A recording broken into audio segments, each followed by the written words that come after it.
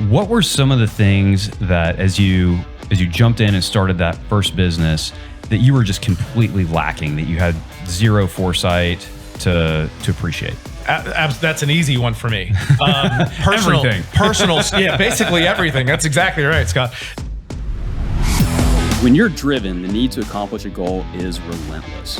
Hard work and ambition compel you to do whatever's necessary.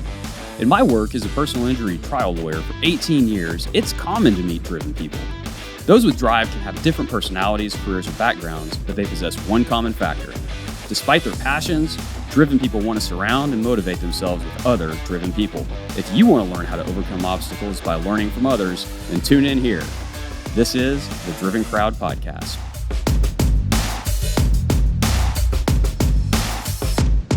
Thank you for tuning into episode 75 of the Driven Crowd Podcast, fueled by Snellings Law. I'm your host, Scott Snellings. My guest today is Jim Scano, devoted entrepreneur, community leader, and former paramedic whose career has been defined by service and innovation. After growing up in Plano and spending time across the DFW area, Jim settled in Celina in 2009 and quickly became a driving force in the community. He's the founder of several businesses, including Firehouse Shirt Club, Dog Rescue Shirt Club, Atomic T-Shirts, and EMSsuccess.com. Jim currently serves as a Gunter ISD trustee, 2025 chairman of the Greater Celina Chamber of Commerce, and founding member of the Celina Local Business Alliance. With a passion for teaching, branding, and giving back, he continues to help others grow through consulting and leadership. And of course, Jim's first priority, though, is as a husband and father. Jim, welcome to the Driven Crowd Podcast. Thanks, Scott. Appreciate it. Isn't it always weird sitting there and listening to someone read your bio while you're sitting there looking at them? It certainly is. Anytime I speak on stage or I'm on a podcast or something and I hear that, I'm just kind of like, all right, get through it. Let's go. Let's go. Let me just go. Well, you certainly have worn many hats. So we both grew up in the Plano area. Right. Tell me kind of where did you go after high school and how did you get into being a firefighter paramedic? Gosh, yeah. So first of all, thanks for letting me be on. This is a great opportunity and I appreciate what you do.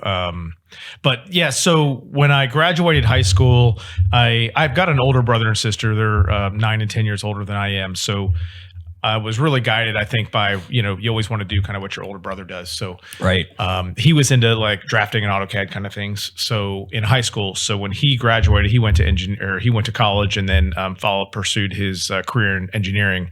I thought I wanted to do something similar.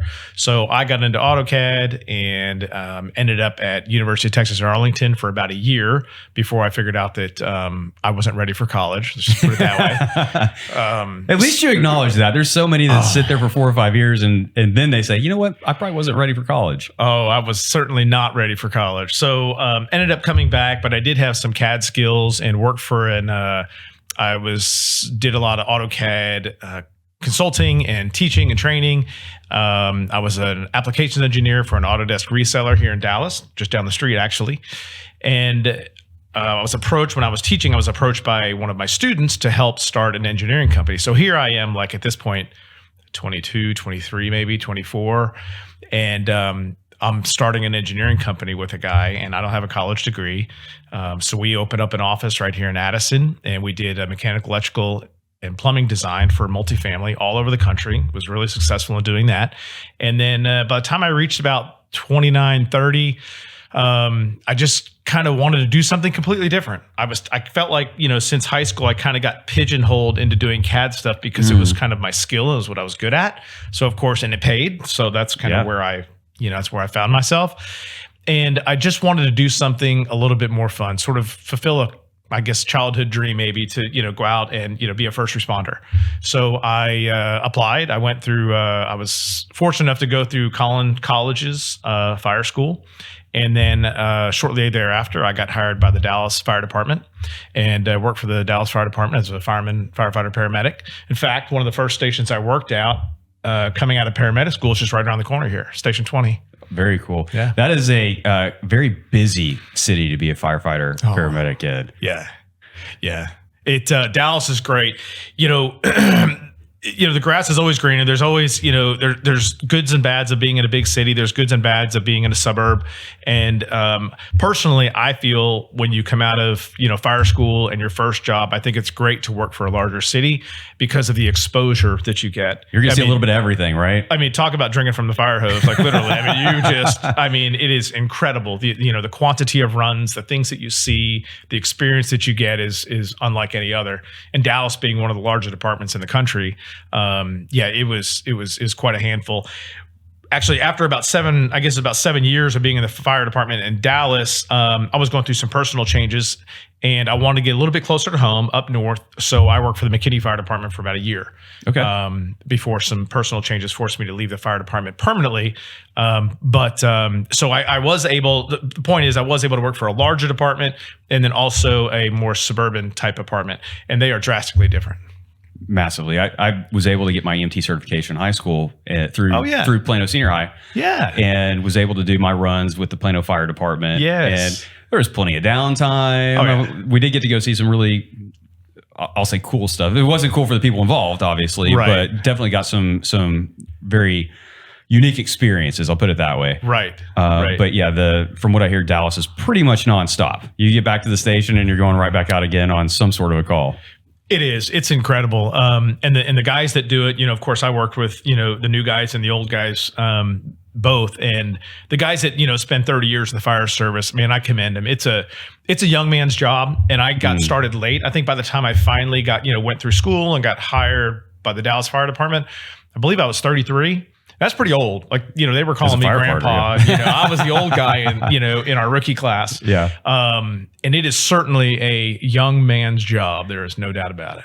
For sure. I want to ask you about that decision to leave the engineering / CAD and go do something completely different. Because I think a whole lot of people out there are quote unquote stuck where they are. They have a skill set and they're scared to death to leave that skill set and go do something that maybe they're really passionate about. And that's exactly what you did.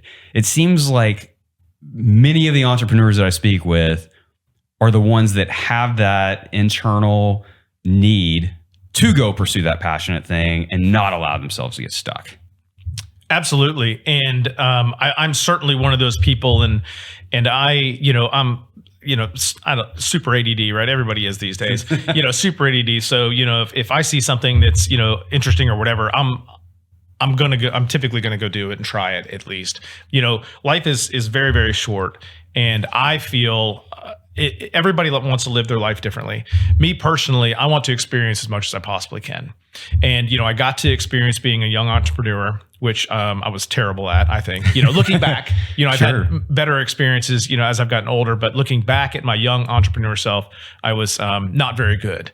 But then, completely switching lanes and switching gears and going into the fire service and working in the community, which I have a passion for. I believe that we all, and this is just me, but I do believe that we all need to give back in some way to our community and not just through, our comments on Facebook. We actually need to, roll up our sleeves and get in there and do things. So going in and working in the fire service was an excellent opportunity for me to do that. It provided me an enormous amount of confidence, which I think I was a pretty confident kid. Right. But going through the fire service and developing those skills as a paramedic and putting them to use and really affecting people's lives gave me a lot of confidence. So then when I left the fire service and did more community involvement type activities and serving on boards and such and starting businesses, I had the discipline that the fire service forces you to have, sure, and the confidence. And I think that's why I've been a lot more successful as an older entrepreneur than I was as a young entrepreneur. So let's talk about you as a young entrepreneur. You were teaching, and then all of a sudden you're approached by somebody, hey, let's go start an engineering business. Yeah. What were some of the things that as you jumped in and started that first business that you were just completely lacking, that you had zero foresight to appreciate? That's an easy one for me. Everything. Personal, yeah, basically everything. That's exactly right, Scott. No, but personal skills, like how to deal with, how to deal with employees. I'd never been in that position of being a manager. And here, I started off and I was an owner and we had to hire employees, and we did. And I did not have any experience managing people. And it showed, I think. Looking back, I don't know that it showed then. I think we just kind of worked our way through it because I was young and we would just put in the hours and we would, just kill ourselves to meet deadlines. Yeah. But looking back, I didn't understand. I had to go through it the hard way. I think a lot of people are a lot smarter than me and, they go to college and they do it the right way. I kind of just had to figure it out on my own. And the people skills was where I was really lacking. Now, I could go into a meeting with people, that are, and I would go into these meetings, right, with developers and city officials and architects and engineers. And I could sit down at a conference room table and look through a set of plans. I didn't have any problems communicating with people in that sense. Right. But it was really my role as a leader within our company is where I really lacked. And I don't think I realized that until after I got out. And for entrepreneurs who have zero experience managing people, a lot of entrepreneurs do have some experience. Maybe they've been in a corporate job, they've worked themselves up the corporate ladder, and they say, you know what, I want to go start my own business, doing something else or doing the same thing, but they've had that experience. For young entrepreneurs especially, rarely have they had the ability to go manage other people. And man, is it hard, right? Because you can go read 100 books on management and leadership and all those things, but until you find what resonates with you and how you specifically can be effective, that's right. You're just going to continue to beat your head against the wall. Yeah. You're going to be terrible at communicating. You're going to be terrible at holding people accountable. You're going to be terrible at, creating standards for people to be held to. All those things. I know whenever I first started, my first law firm, I didn't have any of that. I had quote unquote managed a legal secretary, and I didn't really even do that. She more managed me, which I think is pretty common actually. But walking in and starting as an entrepreneur, the people part is the hardest, I think. It absolutely is. I completely agree. It's the people part for sure. You can read a book on processes, but managing people and understanding people and being giving grace was something that I struggled with. I thought I don't feel like I came into it, and I can say this pretty confidently. I don't feel like I came into it like I'm the owner. This is the way it's going to be done and all that. I don't think I was that type of a person or that type of a leader at that time. I think the type of leader that I was I just expected a lot out of people, not really having a lot of feelings for what's going on maybe in their personal lives or overworking people just because I wanted to work more. I should have had a better understanding that not everybody was like me and wanted to put in those types of hours that I was putting in. So I just that disconnect, that personal disconnect that I had as a young entrepreneur with the people that worked for me, I really lacked for sure. And I think that's a really easy thing to step into because you've left whatever safety net you have. You're out here trying to create this business. And to be successful in creating a business, it takes every ounce of energy and heart and spirit and everything you have to pour into it. And it's super easy to get frustrated with people who can go get another job the next day. It's not their business and they're not approaching it that same way. And if you look at it, it's ridiculous to expect them to.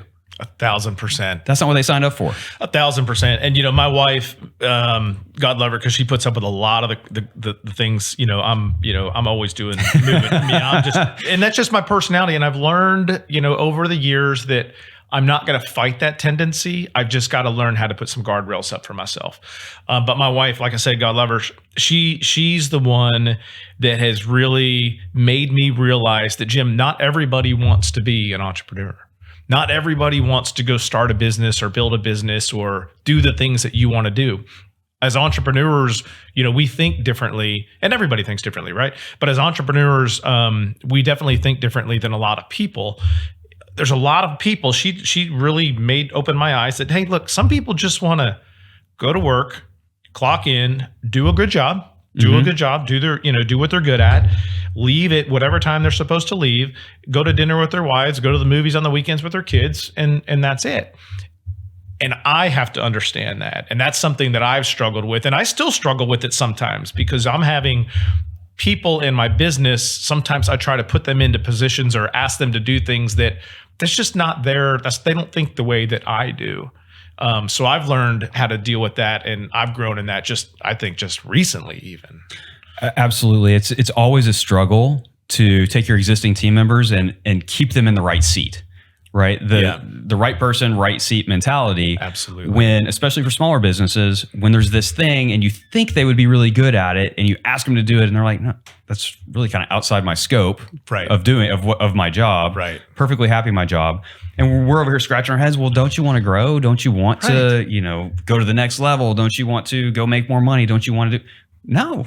Not everybody. Not everybody. Yeah. No. And so I think that's one of the really hard things. And I always have to go back to it in my mindset of like, okay, hey, no, they're perfect here.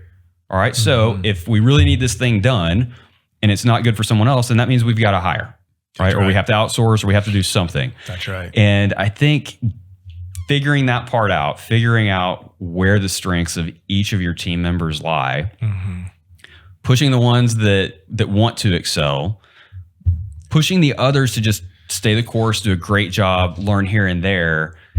That's really, really hard to do as an entrepreneur. It's really hard, especially when you're starting a new business and you don't have very many employees and there's so much work to be spread, right? Or you have to spread out. And you feel like, oh my gosh, I can't do all of this. Hey, if I could just get somebody else to, hey, maybe you can help me plan or come up with a system or a process for this particular procedure. Sometimes that's not the person to do that. And it's hard. And you've got to really, as an entrepreneur, anybody that's looking to get into or start a business, you really have to be mindful of that.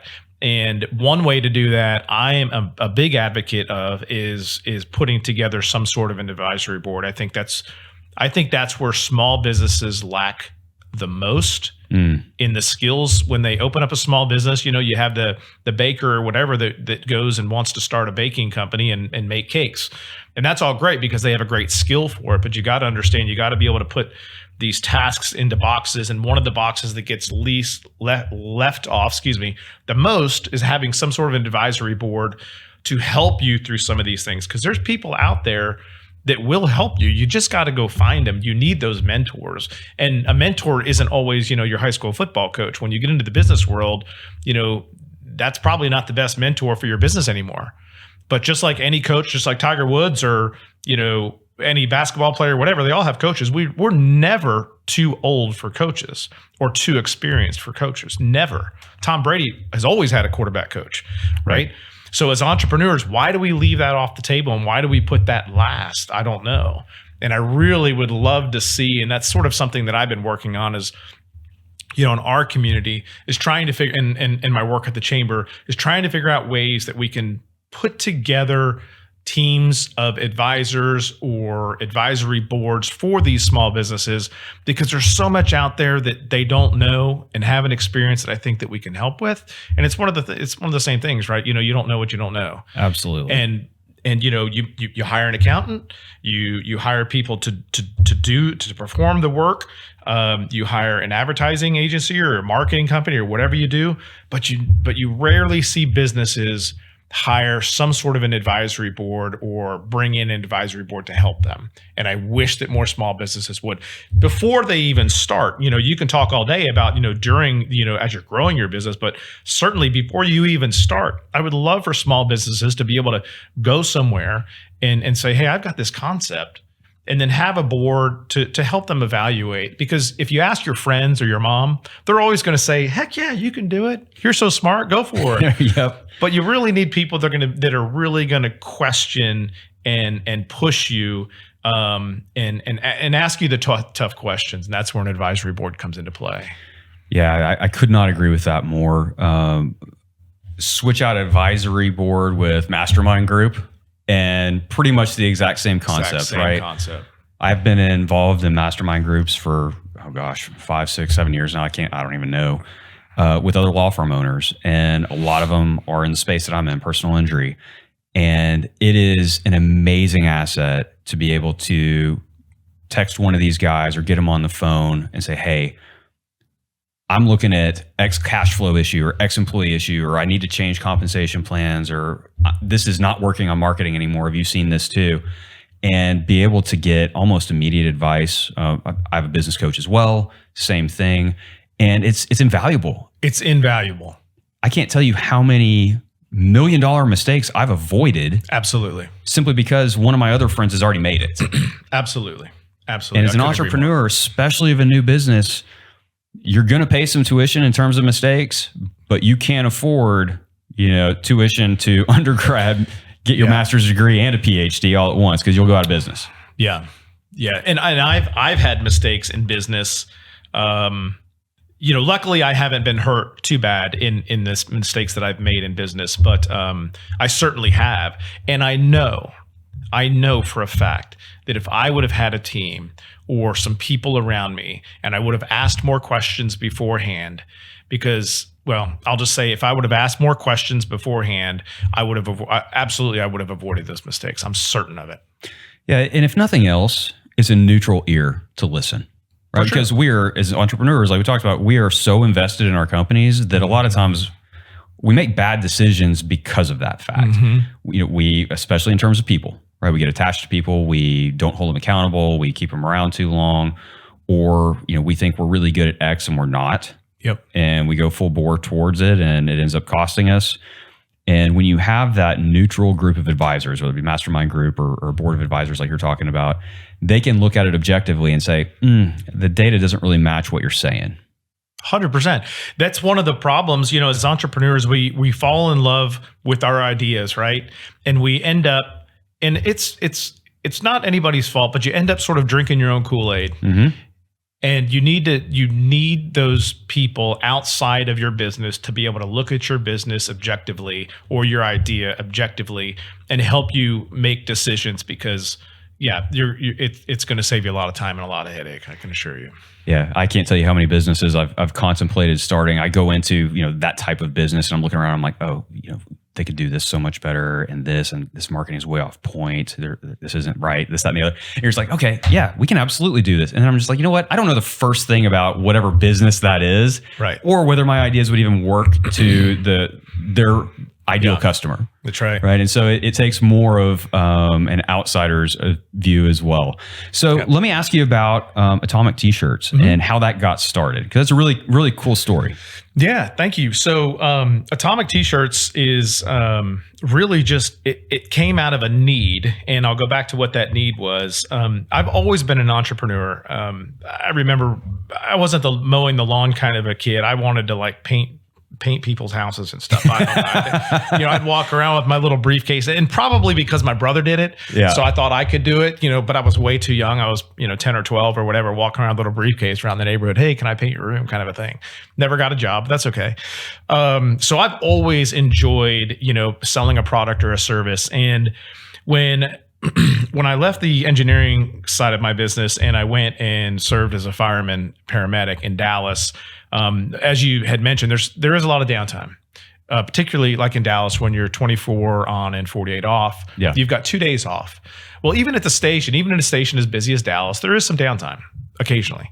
And most of the time, and certainly no disrespect to the guys that do this, but because there's value in it, but most of the time, a lot of the guys would, congregate in the living room and watch, football or movies or whatever. Yeah, absolutely. I was always the guy, for whatever reason, I was always the guy that would go back to my room and work. I'd be on the computer and I would be working on a business of some sort. At one point, I took, when I was going through paramedic school, firemen I have found typically are ex-athletes or people that are too ADD to sit behind a desk, right? That's your typical fireman. Yep. So back when this was 2007, 2008, I believe, 2008, I was going through paramedic school. So at that time in 2008, iPods were particularly, they were becoming, more used. So people would download MP3 files, put them on their little iPod, whatever player, and then go to the gym and work out. So when I was going through paramedic school, I took all of my notes and I created sort of a Cliff Notes version to paramedic school. And I condensed that down into a written form. And then I got a microphone and I recorded them into MP3 files. And then I put them online and I sold them online. So because firemen, like I said, are typically too ADD to sit behind a desk or read a book, or they're ex-athletes or whatever. They would consume information differently than the way that the instructor or the school would provide it, which is in a textbook. Right. So I just took paramedic school, sort of a Cliff Notes version, like I said, put it in MP3 files and then sold them online. So I'm sorry, I kind of probably went off on a tangent. I forgot what your original question was, but the beginning of Atomic T-shirts. Yeah. So that was the first sort of entrepreneur online thing that I sold, or one of the very first things online that I sold. Then as my career through the fire service progressed, I'm always looking for different ways to make money or start businesses. So I found that in the fire service, it's very common for a fire station to have a logo or a T-shirt that represents their station. Yeah. So I was like, gosh, if there was a way that we could sort of connect these people and allow them to sort of trade shirts, because it's pretty common. Like if I'm traveling as a fireman, I would bring a couple of Dallas shirts with me, and I'd stop by the local fire station and be like, hey, good to meet you. I'm a Dallas fireman. Good to meet you. You want to trade a shirt? If you guys have a shirt, you'd swap shirts and you'd go on about your business. So that's how people collected shirts before we came along. So around 2011, I started a company called Firehouse Shirt Club. So what we do is it's a subscription business. So what we do is we allow our customers, are firemen, former firemen, retired firemen, fire enthusiasts, whatever, that want fire enthusiasts. That's a scary term. Yeah, right. I know, you got to watch those guys. Yeah. So what they do is they sign up with Firehouse Shirt Club, and every month they get a T-shirt in the mail from a different fire station from around the world. It worked out great. We were the first one. We're the biggest one. It's been a very, very great business. A portion of the proceeds goes back to the fire station. Oh, very cool. So we feature 12 stations a year, and a portion goes back to the fire station. And will they just send you their logo and then you print up the shirts? Yep. That's really cool. Well, it depends. So sometimes we'll connect with a fire station that may not have a great logo or great artwork, but they've got a great story. So we'll help them, develop their artwork, create a new logo for them, and then we'll feature them. And then sometimes, you get the FDNY stations, or you get the LA stations, and people just want to collect those shirts because they're big stations, right, or big departments. So back to your original question, Atomic T-shirts. At the time, around 2014, 2015, we were growing. Firehouse Shirt Club was growing. And what I was doing was I was working with the printer that the fire station used that we were featuring. And I found that to be very, as we grew, it became very inefficient. Yeah. Because I couldn't control the timeliness, the quality, and all those things. So then I was like, you know what? We need to open up a printing company just locally. And then what we'll do is, of course, we'll get the authorization of the fire station, and then we'll just print them in-house. And that way we can control, like I said, the timeliness and the quality. So I went and rented. And of course, my wife is, she thinks I'm crazy anyway. And just kidding. I mean, she doesn't think I'm crazy, but she goes along with it, right? Yeah, exactly. So I leased a space in Celina, and I knew Celina was a growing community. This is 2015. So it wasn't a huge stretch, but I was like, I'm just going to go lease a space and figure this out. So I leased a space. I bought some equipment, and I found some guys that know how to print, because I certainly don't know anything about printing, and built that business. So the screen printing business and Atomic T-shirts is not something, a lot of people will be a plumber and they'll start a plumbing business and then they'll grow that business. I was never a screen printer. I opened a screen printing business for a need, to fill my need for Firehouse Shirt Club. And then since we started in 2015, we've been printing for, of course, local companies, but our focus and our niche is really corporate. So we've been doing a lot of corporate stuff too. Very cool. And then it's funny because you think about the fire stations that trade T-shirts. My gosh, how many other things trade T-shirts, right? Like whether it be, for sure. You found one, right? You opened, what is it? Animal rescue? Dog rescue. Yeah. Yeah. Exact same concept. So what we did is, there's 1.4 million firemen in the country, but there's 40 million dog owners.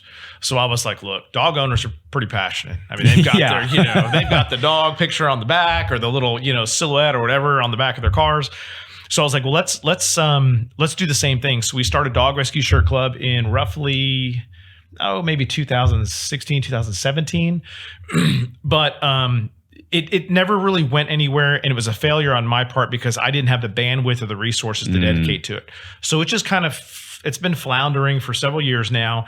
And then just recently, within the last 12 months, I had a really great hire who's really been helping me develop and do project management. And with his help, we have, relaunched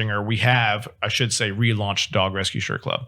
So that's back online. We're growing. But yeah, same concept. So we feature dog rescues from all across the country. With their permission, we reproduce their shirts, sell them to our customers who are passionate dog people, and then a portion of the proceeds goes back to help that rescue. So cool. And I think you just hit on a very, very common problem with entrepreneurs, right? We love our ideas. It's a great idea.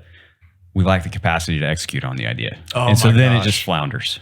Dude, I'm guilty. I mean, I'm the worst about it. And I really struggle with that. And I think I've gotten better, but I'm still not great. That's one of the problems, like you said, with entrepreneurs. We all have these creative ideas and you just can't do them all. Yeah. You need a board of advisors to say, Jim, no, you don't have the capacity to do this. If you want to pursue it, go hire somebody to go execute. That's exactly right. Yeah. Yeah, that's exactly right. Okay. So let's switch topics a little bit. Let's get into service, right? You said something early on that hits home with me. And that is, as citizens of a community, every single one of us should be giving back, right? That's what makes it community.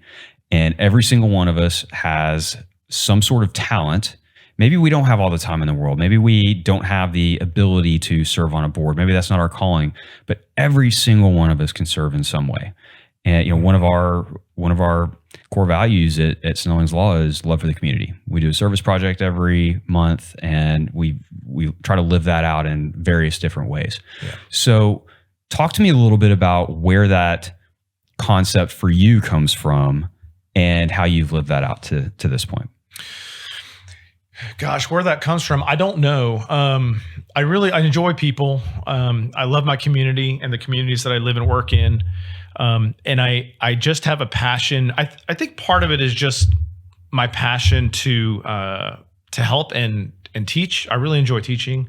So any opportunity that I have to help somebody or to teach something, a skill that I have, or not necessarily a technical skill, but maybe an experience that I have, I try to do that. So I think my involvement, particularly in Celina, where we live right now or work right now, and also in I actually live in Gunter, and I do a lot of work in Celina. So neighboring towns. They're right there. They're right there. Yeah, right next to each other, of course, in the fast-growing, North Dallas community. But I just really I enjoy being involved. Somehow I got put on the Chamber of Commerce board there in Celina, I don't know, probably 3-4 years ago now at this point. Love that because it focuses on, because there we are focusing on small businesses, which right. I have a huge passion for. So I've been on there for a few years. When my wife and I, we still have our businesses in Celina, but we moved our home to Gunter, the town just north. And when I got there, I wanted to serve. I wanted to continue to serve in my community. It's just a passion that I have. And I got on the school board there, and I've been on a board trustee for 2 years, my third year. I really, really enjoyed that. It was a challenge. I enjoyed challenging myself and pushing myself and my limits and getting out of the box a little bit. And that did that for me because, it's an elected position. So you have to run and you have to, do all of those things. And I'd never done that before. So I really, really enjoyed that. It's just filling a need, a personal need. And everybody has, some people can give back in different ways, whether it's your time, your skill, your knowledge, whatever. And for me, I've just sort of found my way, so through serving on the school board, and then of course in the Celina Chamber of Commerce is how I've been able to do that. But I agree with you. I think everybody should serve in some capacity. So for somebody who is listening to this and say, you know what, I think that's a great idea. I want to get involved in my community. It sounds like you have experience doing different things from school board to chamber to whatever. How would you suggest somebody go about doing that? Where should they start off in terms of looking to get involved in some aspect of their community? So I'm unintentionally plugging the Chamber of Commerce here, but I think your local Chamber of Commerce is a great way because they're going to be the most connected within your community with not only businesses, but also hopefully, assuming they have a good relationship with their city, which they should, and most of the time they do, they'll have connections within the city. and also with local organizations, nonprofits, and such. Yep. So a chamber of commerce is a great place to start. Pick up the phone, stop by the office, say, hey, my name is Jim. I'm new to town, and I'd love to get involved. Do you have any organizations locally, where I can help? And they'll plug you in. And it's really cool too, because for a lot of people who, maybe they don't have a passion to go start their own business, but they do have passions outside of their work. Yeah. There are ways where you can scratch that itch in pretty much every city, whether it be serving on a board, whether it's Parks and Rec or library or planning and zoning or community development corporation, any of those things, or nonprofits. Most cities have a significant number of nonprofits, at least in this area, and they're all interconnected. And so you go to one nonprofit, it's not really for you, and you tell them what you're looking for. They probably know somebody that can plug you in with the right nonprofit. And so I think if you're willing, my gosh, especially with the internet out there and AI, you probably just ask chat, hey, knowing what you know about me, if you use chat often, where would you suggest I reach out and serve my community? It'll probably come back with a pretty decent idea. I'm sure that it will, but chat is one of those things I think that we're all using a lot, and it would come back with a good idea. And just like you said, serve in one organization, you might find out it's not for you, and you can shift gears. It's okay. I mean, you're giving your time, and it doesn't pay well. No, it definitely doesn't. But the fulfilledness. I think I just made up a word. It is very fulfilling. It is How about very that? fulfilling. It is very fulfilling to serve your community. It is. All right. So time for one last question here. I'm a big reader, so I always ask people, give me your top 3 book recommendations. And if you're not a reader, we can pick podcasts or something else. Yeah, I'm not much of a reader. I consume information better by hearing it or being there than I do with reading. So podcasts, when I was young and when I was getting started, there was one, I can't think of the name of it now, man. You got me with a trick question. I listen, honestly, Scott, I'll be totally honest with you. I listen to like Joe Rogan because it's entertaining. I don't listen to it often. I find that a lot of his stuff doesn't appeal to me. Right. But every once in a while when he gets, Elon Musk on there or something like that, I will listen to it. Your podcast, I had not listened to until just prior to this. And I went and I started listening to it, and I really, really enjoy this. And I'm not just saying that because I'm sitting across the table. The reason why I like it is because, Joe Rogan brings on, these big heavy hitters, and, and they're great and they're very interesting. But what I found that was really interesting in your podcast is that these are people that you bring on that I can connect with. It's like, okay, like they're sort of at my level. They're going through the same thing. I'm sorry, but Elon Musk and I and, these other fellows, we don't have a whole lot in common. So far. They're fun to listen. Right. So far. Right. Yeah.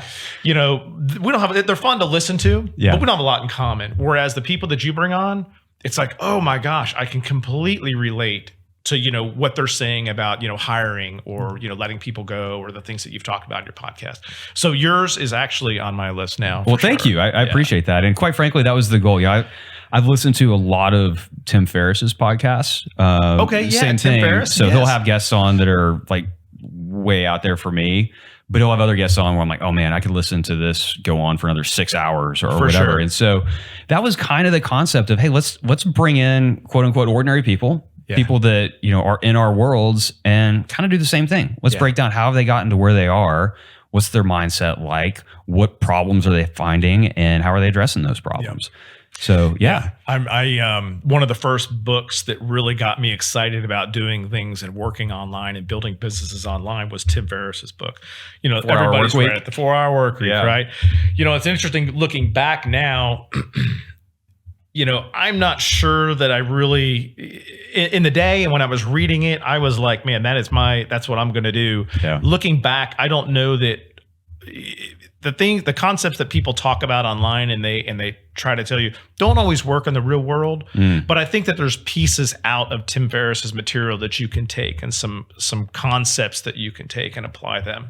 But I think it's one of the biggest challenges that entrepreneurs have right now is just the sheer quantity of information that's out there, that you can get overloaded with information, and your time is your most valuable asset. Yeah. And you have got to dedicate your time, properly. And if you just get overloaded with reading and listen to podcasts all the time, I think that's not always beneficial. And you really have to find the ones that really fit you and your personality and your style, and stick with those. And you can't ask podcast questions, right? I mean, unless you're actually on the episode. That's exactly right. Once again, going back to that advisory or mastermind group, if you're really serious about doing something, whether it's starting a business or whether it's some other aspect of your life, having some sort of a mentor or peer group that you can speak with and ask questions and give value to. Right? Just because you're new doesn't mean you can't provide value, right? You may have amazing insights on AI and how it's going to affect everybody's business. Yep. Which is something that's massive right now, right? Yep. And it's not just in the law community, it's everywhere. Yep. So, all right. Well, Jim, thank you for being here, for your time. You got it. It was an absolute pleasure. Thank you. Thank you so much for everyone for tuning into another episode of the Driven Crowd Podcast.